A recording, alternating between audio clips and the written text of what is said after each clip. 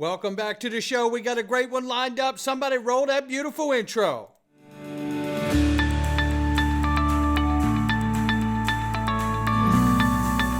Digital Perspectives with Brad Kimes. Come on in.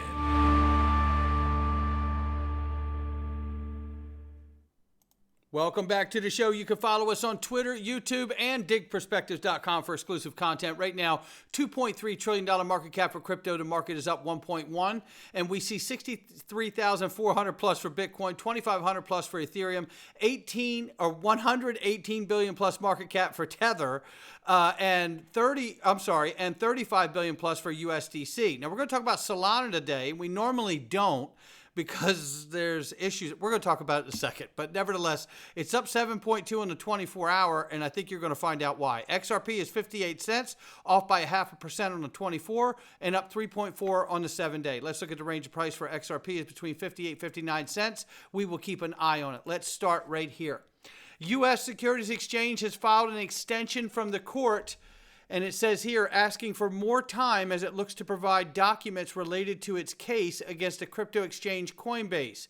And we're reminded about the hearing that just wrapped up here, that Coinbase, Binance, and Kraken are all facing SEC lawsuits. And just recently, in a footnote in the Binance case, the SEC was forced to admit that they had falsely made up the term crypto asset securities. And what a travesty that is. It has bankrupted human beings and companies, and it is despicable that they've been allowed to do this. Nevertheless, this has been sussed out in a committee hearing yesterday where Representative Richie Torres gets the acknowledgement that the term digital asset security doesn't appear anywhere in any law enacted by Congress or any rule promulgated by the SEC in any decision rendered by the Supreme Court even. Listen. The SEC has a pattern of using the term, quote, digital asset security. Mr. Gallagher, does the term digital asset security appear anywhere in any statute enacted by Congress?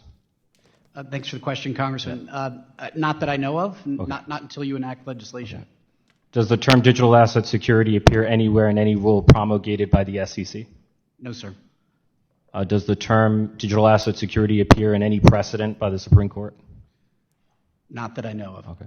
Does the term digital asset security appear anywhere in the 2 million pages of the Federal Register? Not that I know of, unless the special purpose broker-dealer no action letter was in the Federal Register, but I don't think it was. So if it appears nowhere, neither in rule nor statute, did the SEC invent the term out of thin air? They certainly created it. I don't know if it came In out of fact, thin air. in a recent court filing, the SEC apologized for using the term Correct. digital asset security because it's misleading. There you have it. That's what our SEC's been up to. Our hard-earned tax dollars turned against us to harm all of us in this space. It is despicable. And at my house, it's even criminal. Just in, Michael Saylor's MicroStrategy raises $1 billion to purchase more Bitcoin. Are we surprised? No, we're not surprised. He's buying the dip. Because the SEC won't get themselves out of this situation. They just keep going. And we don't have any real leadership in this country, so no one's forcing them to get back in their own lane, even though they've just admitted in a court case that they've made up the reason that they're suing everyone. And we know going into this new digital economy doesn't come without precious metals, ladies and gentlemen. Let's not kid ourselves. Gold hits a new high, $2,615. Another day for the history books, ladies and gentlemen. The fourth industrial revolution absolutely is a combination of new technology and commodities like gold, silver, oil, and the rest of it. We are on the precipice of watching the entire traditional markets, from commodities, stocks to bonds, and the rest of it, be digitized and tokenized for the rest of time. Now, what's interesting about that is that you're going to need some kind of an event to make that happen. And listen right here. Expecting them to. It certainly is. I mean, we've been excited around the office this morning because we talk about this all the time, and when you zoom out, it's not a very long time. But when you're living it day to day, it's like, oh, when's something going to happen? When's something going to happen? Then when it does, it happens all at once. Now, in the article, you talked about really that at some point in the future, we move away from this optimistic stage into systemic risk stage. I would argue we're not there yet. This is the start of that cutting cycle after all. But is that on your mind? Is it something that you're sort of thinking, well, we need to have at least in the back of our mind that in the future, that's where we're going to end up? Definitely. I think it's quite important if you want to take advantage of market cycles to see where we are, but then have a forward-looking expectation as well. So, we certainly can expect a flood of liquidity to raise all markets together, but what does that lead to? Where are we in the bigger picture? There are a lot of people that are concerned about systemic risks that are on the table at the moment, and these are very real risks. That doesn't mean that we're going to see a collapse today, but just when there's not a lot of liquidity in the system, and you can see a lot of systemic risks and markets not doing very well, a lot of people feel like the collapse has to happen right away. But when you get a flood of liquidity and markets start doing really well, and you don't necessarily see that recession come about immediately, people have relatively short memories, and they start thinking that the systemic risks have somehow vanished. The mainstream media is not reporting them anymore. They've left the mass consciousness, and people start focusing more on just the asset pricing. This is so spot on to me right here, what this guy's talking about. People do have short memories, and they get it twisted. And basically what he's saying here is that if you're in assets and you see the benefit of a short-term systemic risk event taking place and unfolding, don't get excited that you're just winning in the asset game, right? Because there's a collapse causing it all. And I think everybody in this space knows that better than anybody, but I just thought it was so poignant to what we're seeing and where we're at. And then obviously never letting a good crisis go to waste. What do we know? Well, Solana is being pushed by all the old Ethereum VCs, right? All of a sudden ETHgate came about and all that, and then it kind of fell flat, and then we're going to start pushing Solana, and then they moved into that. Well, now is why you see why they were pushing so hard about Solana, because they're having obviously a breakout day of letting everybody know where they're going. Fuse Wallet announces FusePay, a virtual Visa card that lets you spend stablecoins directly from your Fuse wallet on Solana. Now, I hope they got the Solana network to where it stays up and it doesn't go down. I've always made the joke that Solana goes down more than my ex-girlfriend, which is why she's my ex-girlfriend. I'm just kidding. It's Friday, for God's sakes. We're all grown-ups here. Breaking Jupiter Exchange mobile plans to integrate Apple Pay credit cards and Google Pay for an easy on-ramp to Solana. Now, with that being said, here's more news.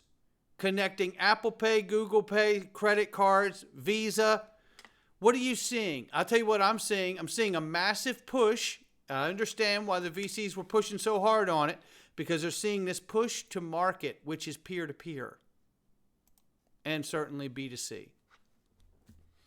Meanwhile, Citibank is exploring Solana's potential, looking to utilize blockchain technology for seamless money transfers and advanced smart contracts in the future.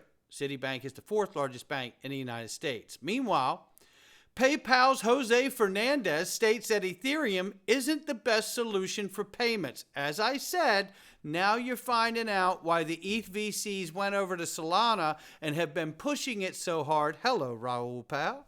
And now we just found out what's behind it all. Here's the big reveal, right?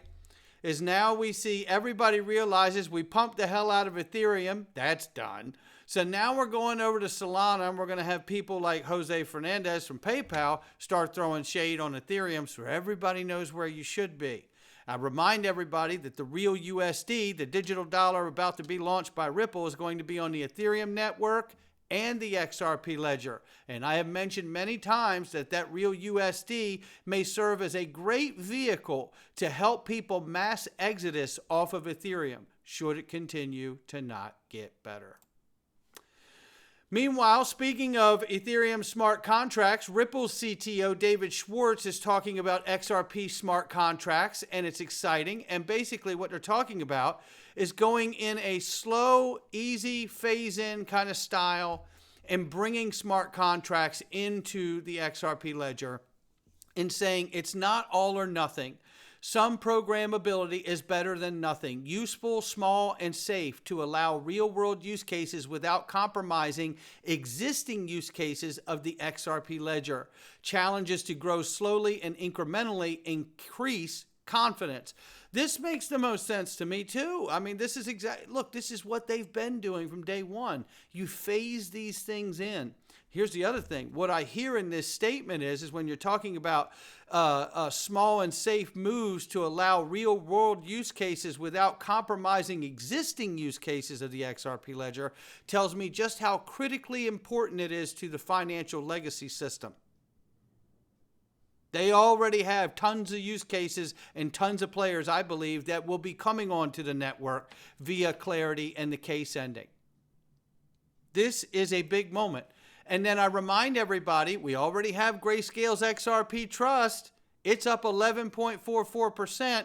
We already know that they're going to, at some point, move to make that a spot ETF in the U.S. Let's get the case closed. Let's get some legislation, and then let's see what goes on. I'm telling you, we're not far. But I do believe it may take a new administration. Because ultimately, the U.S. is the one player that's missing. That's right. The largest economic force on earth is still missing from the digital economy. But Ripple's not. Because Ripple partner SBI reveals the participation in Project Agora around cross-border payments and a unified ledger initiative by the BIS. I wonder if that unified ledger could be the interledger protocol.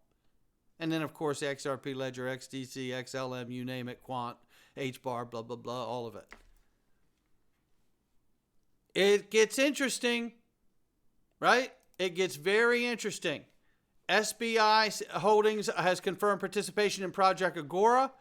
XRP community believes Ripple's technology aligns with Agora project, and we do believe that, but we need some more information. But we also know 41 institutions joined the BIS Tokenized Cross-Border Payments Task Force on Project Agora. And the only one on this list that is really, truly a blockchain infrastructure company is Ripple on this list. So you tell me where we're going. How about this one? 50 wallet accounts that show 76% of XRP ledger transactions are through these 50 wallet accounts. It accounts for 76% of XRP ledger transactions. Well, let me go back, because as soon as I saw that 50 wallets, this is what I thought of right here. Take a listen to this. This is Michelle Bond, used to work at Ripple, talking with Monica Long at the time, and this is what they had to say. And our technology solutions and being in the fintech space, and we're helping with the blockchain narrative and explaining how that works to policymakers. So that's something that we're actively engaged in with 50 governments around the world. What'd you just say, Michelle? We're actively engaged in with 50 governments around the world. Well, okay. Well, I'm not saying that those 50 wallet accounts are 50 different governments from around the world controlling 76% of XRP ledger transactions, but I'm saying it made me think of it. And then it made me think of this. And hopefully when this regulatory cloud is lifted and we get some policy clarity in the U.S., we will then be the most trusted source for enterprise support for crypto solutions in the U.S. There you have it right there, ladies and gentlemen. And that's why we're here. And look at what the chart looks like while we're waiting for it. The last time the chart had a tight bottleneck like this, we saw 2 explosions. Will we get one that rhymes with the last 2? Or will we get one that trumps the last 2? I don't know. but I know we're set to see something pretty amazing should we get those fundamental things that Stuart Alderati, the Chief Legal Officer of Ripple, just commented on, which, by the way, happens to align with everything we have always complimented on and held on to around here on this channel. We need the case over and legislative clarity, and watch out. Not financial advice from me or anyone else. I'll catch all of you on the next one.